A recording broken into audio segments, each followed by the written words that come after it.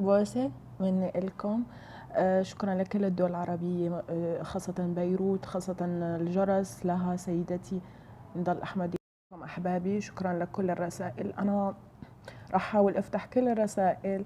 شكرا لكل دول الخليج، قطر، البحرين، الكويت، السعودية اللي حطيها لك. حسبنا الله ونعم الوكيل فيك، والله حياخد منك أغلى شي تملكيه مثل ما أخذتي مني أغلى شي بحبه فقط.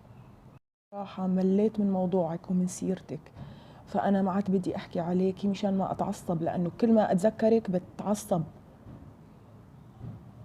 حسامحك طبعا لأنك سرقتي لي حلمي، حاولتي تجرحيني وتذليني بس ما قدرتي لأني تاج راسك.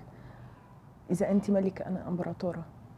لك الله يرحم أيام الفن يا ملكة البقر.